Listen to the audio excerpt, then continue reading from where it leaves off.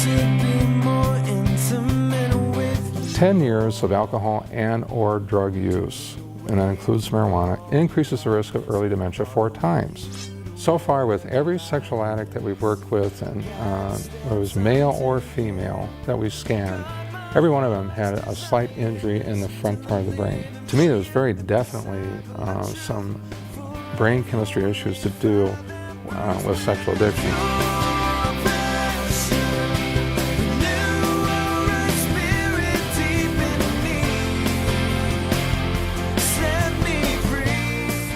People that are survivors of sexual abuse and sexual trauma and physical trauma and so on, they definitely, it shows up on a brain scan. Welcome to Pure Passion. My name is Jason Graves, and I'm your host for today's program. When we consider the number of factors that should be addressed in recovering from the trauma of sexual abuse or a life of sexual addiction, one area that is often overlooked is the brain. Brain scans of sex addicts, for example, often show damage to a certain area of the brain that can be reversed in part through nutritional means. Today's guest is Dr. Earl Hensland, author of the book, This Is Your Brain on Joy, a book that illustrates and describes the various dysfunctional behaviors that can arise from not properly feeding the brain or that are a result of injury to the brain through physical trauma or substance abuse. For example, did you know that long-term use of marijuana or even sugar significantly increases the likelihood of developing early dementia? Dr. Hensland specializes in using brain scans to more accurately diagnose the causes and effects of sinful and dysfunctional behavior and offers solutions, both biblical and medical, that will enable us to all live life the way God intended. Get ready for some really interesting scientific knowledge that is at the cutting edge of brain research. The prefrontal cortex is this area right behind your forehead, and it has to do with attention, concentration, judgment, impulse control, forethought. And forethought is really important to recovering addicts because forethought is that ability to think things through before you say them or do them. You know, it's not best just to say whatever comes to your mind or do whatever comes to your mind. And in God's eyes, we're all equal opportunity addicts, if you ask me. It doesn't matter if it's porn, drugs, alcohol, food, money, whatever, controlling people. You know, all those things are wrong, and they hurt our relationships with God, within ourselves, and other people. I was researched probably 7-8 years ago now at University of San Diego, where they're doing a study on temporal lobe epilepsy, where they had EEG, a whole bunch of wires they put to the brain to measure brainwave activity and so on. And they had one person they found out had kind of an unusual response, and they went to her and they asked her what was going on with her. And what they found out was that she was praying during the study. And so then they did a study on prayer, and they found there's a cluster of nerves in the right temporal lobe that will balance out under prayer. It's like, meaning there'll be good blood flow, good perfusion there. And in neuroscience, they now call that the God spot. And so it's actually hardwired for a relationship with God, which is really cool. And the research since then has only expanded on that. It's been really very exciting. When you balance that out with, you know, nutrition, could be supplements, could be the right medication, exercise, and so on, then that means there's going to be more even blood flow there, and then you're going to be able to experience life a little bit more deeply, a little bit more passionately, whether it's your relationship with God, within yourself, and other people. The brain has the consistency of tofu. And the only cushioning in there is membranes and fluid inside a hard, bony structure. So if I slap my hands together like this, that's literally the only blow it takes to the head to cause some bruising.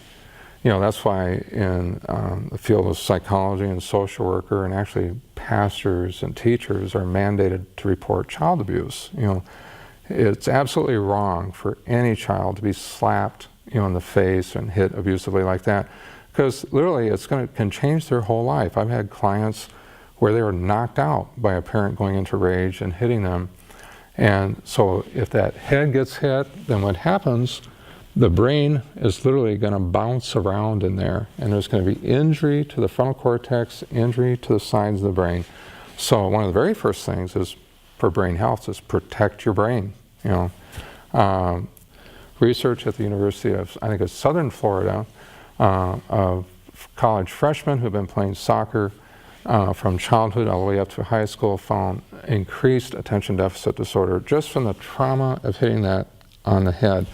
It doesn't take much. So we now know 10 years of alcohol and or drug use, and that includes marijuana, increases the risk of early dementia 4 times. Anybody who's been smoking marijuana with any consistency has now increased their risk of early dementia, Alzheimer's, 4 times greater risk than a normal population.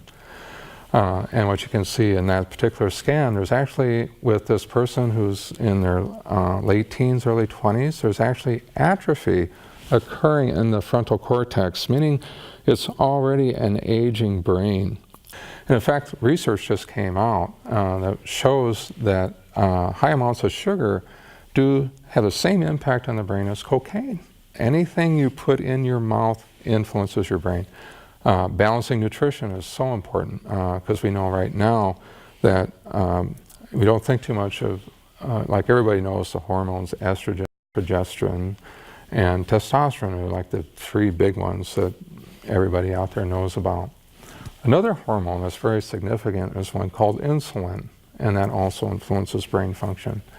I just read a research study yesterday that people that have increased experiences and numbers of experiences of hypoglycemic episodes, where there's fluctuations of blood sugars that are going up and down, which causes higher depression, anxiety, and so on, have increased risk of dementia.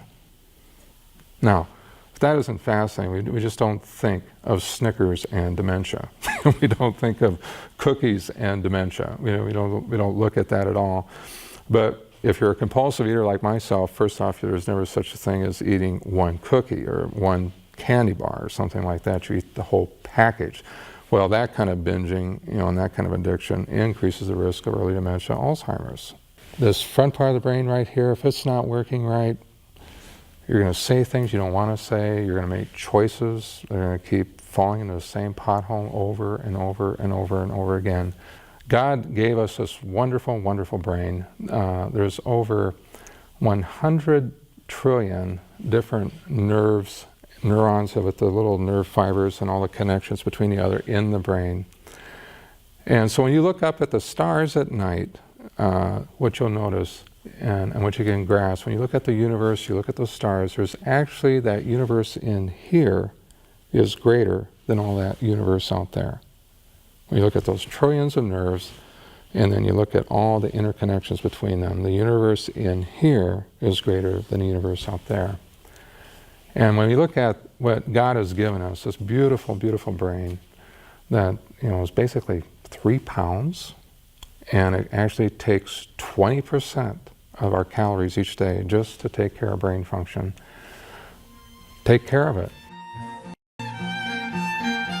Pure passion that beats for Christ alone. Pure passion.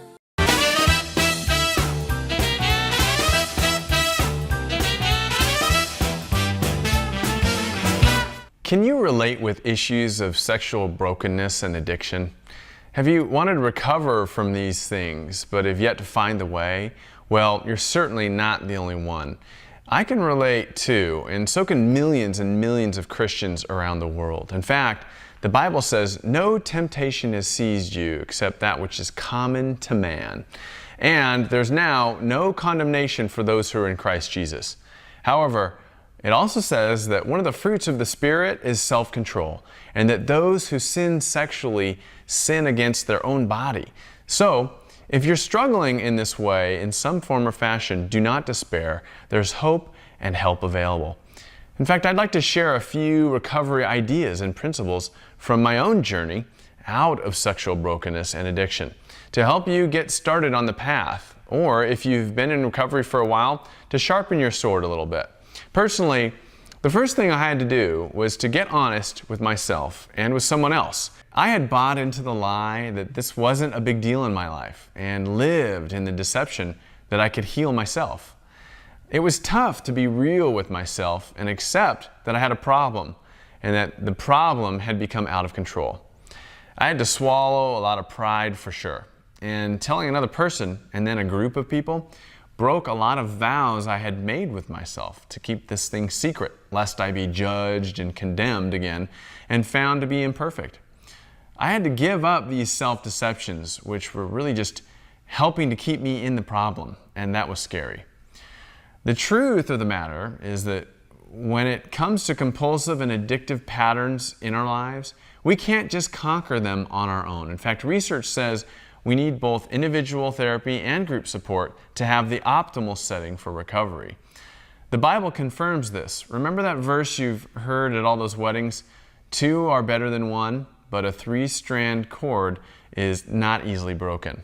Well, what's true of marriage is also true of recovery friendships. We need a counselor because by ourselves we lack perspective. Indeed, Proverbs 14:12 says, "Wisdom is found in many counselors." When it comes to getting involved in a group of similarly struggling individuals, I think what's so helpful is twofold. It not only gives us support for the growth work that we have to do, but it also allows us to have the opportunity to support others, which makes our own problem seem much smaller. Plus, it's in the supporting of others that we gain recovery skills that we can use on ourselves when times get tough and temptations loom.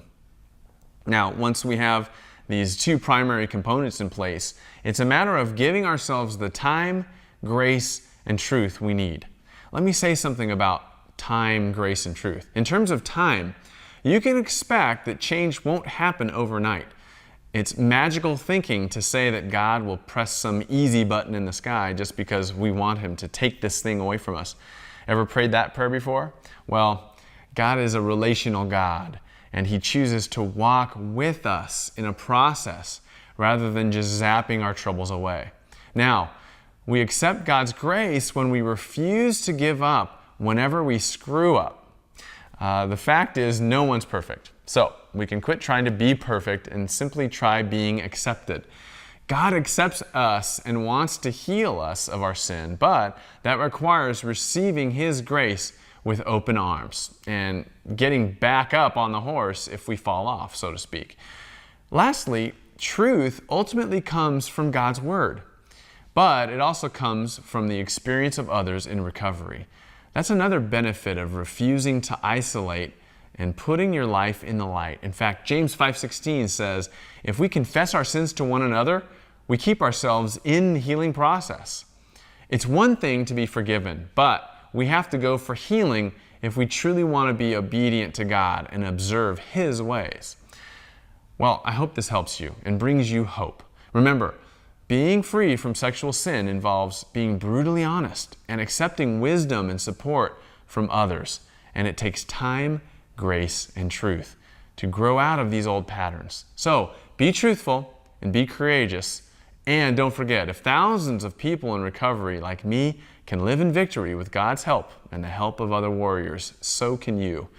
Until next time, this is Jason Graves with tips for hope and healing for Pure Passion Television.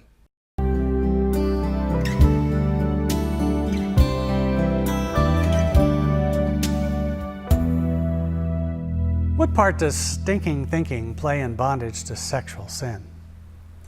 Well, stinking thinking is sin. It's a sin that compounds or provides the foundation for our more obvious sins. Our tendency to blame God, for example. When things go wrong, do you tend to place the blame on God? How about when you feel unloved, or when life treats you unfairly, or when tragedy strikes? Some people blame God for their looks, their lack of opportunities in life, their parents, or any number of other problems. They reason, if God is in control of everything, then He should have caused it to be different, more fair, less hurtful, or whatever. What they are doing is doubting the goodness of God, the core of all sin, according to Oswald Chambers. Having committed this first and cardinal of all sins makes us vulnerable to further deception and temptation. That's stinking thinking. Did God really say? Satan questioned that fateful day in the Garden of Eden. We assume that we have enough knowledge and experience to make such judgments of God. What arrogance! What foolishness! With our puny brains, smaller than a football, we assume that we know better than God Almighty. God's response to Job when he charged God with being unfair was, "Who is this that darkens my counsel with words without knowledge? Where were you when I laid the earth's foundation? Tell me if you understand." So our doubt about God's goodness or fairness sets us up for a fall. I used to picture God as some guy up there with a whip ready to crack me one if I stepped out of line. I hated that God and rebelled against him with all that was within me. The problem was, God is not like that at all.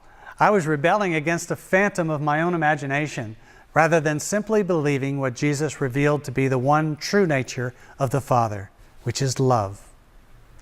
Sometimes we also refuse to believe what God says about us, believing instead the words of our critics. God says that we are precious and of inestimable value in His eyes. And He proved it by dying on a cross. Yet we refuse to believe His word because we don't feel valuable, or would rather believe our feelings, or perhaps the critical judgments of those around us. This is stinking thinking. And the antidote to its devastating effects is to refuse to believe it anymore. When thoughts come that question the goodness of God, or that question your worth and value to Him and to His kingdom, you must tell them to take a hike. Name them as the lies that they are, and make a deliberate effort to rehearse in your mind what God says about the matter. Your feelings don't dictate reality, and neither do the judgments of others. God alone does, and He so loves you that He gave His only begotten Son for you. God is not a man that He should lie. If He has said something, you can take it to the bank. Pure passion that beats for Christ alone. Pure passion. I've been working with sexual addiction. I met Dr. Patrick Carnes in 1976, and so let's just say I've had a few years in working with sexual addiction now. And when I started to look at the brain, that was when I found like a missing piece with sexual addiction. Because so far with every sexual addict that we've worked with, and whether it was male or female that we scanned, every one of them had a slight injury in the front part of the brain. And that plays a big role in impulse control. And for the sexual addicts, so many times when they're in the structure of their work or their home or their ministry, they do fine. It's just those hours before work or the ministry, after work in the ministry, when they're left to themselves. And that's where they have trouble maintaining the self-control or maintaining that self-focus, to choose differently. And so far in every sexual addict we've scanned over this last 12 years, every one of them had an area of the brain called the basal ganglia that was overactive. The basal ganglia is like an anxiety thermostat that sets that level of anxiety, and that influences an area of the brain called the cingulate, which is like a gear shifter in the brain. So when that anxiety center is high, it keeps that cingulate, which is like a gerbil on a wheel, continuing to run. So if they latch onto that thought of lust, whatever form that might take, whether it be pornography or prostitutes or an affair or whatever, then they lock onto it and they literally have difficulty shifting out of it. So to me, there's very definitely some brain chemistry issues to do with sexual addiction. Now, what sexual addicts can do if they have that particular pattern. I wrote a book called This Is Your Brain on Joy, and there's a chapter on each one of these areas. Like the chapter on the basal ganglia actually has a checklist in it so that you know if you're having problems in that area. And that's influenced by GABA. Now, there's a supplement called GABA, G-A-B-A, that can actually help calm that area down. There's medications, one of them that's very effective called gabapentin or Neurontin, that is very effective in calming that area down to help people make better choices. And then to help the cingulate part of the brain, that gear shifter, that's influenced more by serotonin. And that's where medications like Effexor, Cymbalta, Lexapro can help calm that down. But what every addict has to watch out for is, because so many times they'll be given that medication as a first-line to help. But every one, like Lexapro, Cymbalta, Effexor, and Prozac, each one of those are what are called stimulating antidepressants, and they have a side effect that causes that anxiety center to go up in the brain. Well, if that anxiety center goes up in the brain, what happens? Well, then they get hyper-focused in lust again, because the whole purpose in acting out in lust is ultimately, to compulsively masturbate or do something sexual, because of what an orgasm is this incredible pharmaceutical waterfall of all kinds of hormones and neurotransmitters that just completely bathe the brain, calm the basal ganglia, give a little bit of a high, and then it calms a person down for a rested state. And I can't tell you how many men I've worked with where they masturbated every night just to be able to go to sleep. Well, the goal is to calm that anxiety center down, whether it's through a medication like Neurontin, gabapentin, or another medication like an antidepressant to help that obsessive part of the brain. And then sometimes, like with, remember my scan, it looked like 2 big holes right here. We do have people, you can do those first 2 steps, but that's just not enough. And they might actually, like I need a stimulant to put in, and that will balance the brain out. Because almost every addict will have some form of almost like ADD behavior, and impulsiveness, problems with attention, concentration, and so on. But if you give them a stimulant without taking care of the foundation of the brain, which is that anxiety center and the temporal lobes of the sides of the brain, you'll make them worse, and they'll look worse. So that's why part of the reason I wrote that book is because then people have like a roadmap in how to treat the brain, and that's why I love the scans, because that actually gives us a picture to go by, to treat the brain. Very common question is whether or not some people have to take medications an entire lifetime, or whether take it for a while and the brain chemistry will balance out. Well, what we found out, there's basically 2 groups of people. If we find a protocol that's working and is helping a person stay sober in their addiction and they're making progress on that, then we usually give it like 1.5 years to 2 years, and then at that 1.5 to 2 year mark, then gradually bring down the medication. Now, if the symptoms return, say anxiety comes back or obsessiveness comes back, well, then you got an answer. That's probably more genetics, and that because right now there's something like 21 different genetic markers for addictions. And so some people just are wired with a higher degree of anxiety inside. And that person, for them not to take medication, is like telling a diabetic not to take insulin, or telling somebody who needs glasses, not to wear glasses. So we have those 2 groups of people. One group will go off, the brain will have recalibrated and balanced out, or maybe they're able to drop 1 or 2 of the medications, and maybe they'll only have 1. And then there's another group where they probably are going to be on some kind of maintenance for the rest of their life. People that are survivors of sexual abuse and sexual trauma and physical trauma and so on, they definitely, it shows up on a brain scan. There's a pattern on the brain scan that's called the diamond pattern. And as you look at that scan, you'll notice, where I have marked in like a diamond. And what that says, the limbic area of the brain, where emotionally charged memories, is overactive. And then the basal ganglia, the anxiety center of the brain, that is overactive. And then the top of that diamond is called the anterior cingulate, which is that gear shifter. And so what we find in helping the people of sexual trauma is pretty much helping to balance the brain chemistry, but then also being involved in therapy, because just taking a pill does not solve things, and a pill or supplements will help the hardwire of the brain to work better, but the software is still going to need help, whether that's therapy, support groups, prayer, all the disciplines of the faith we talked about. So that's why there's forms of therapy that are very helpful with the person recovering from sexual trauma. There's one therapy I use is EMDR, eye movement desensitization reprocessing. That's a very effective form and a research-based technique that helps. And then there's inner child work, where it's an experiential process of giving back the pain and the shame of back to the perpetrator from the person who was impacted by the sexual abuse. And there's another form of therapy called somatic experience. It's another very effective healing form of dealing with post-traumatic stress disorder, which every survivor of every kind of spiritual or emotional or sexual abuse will have.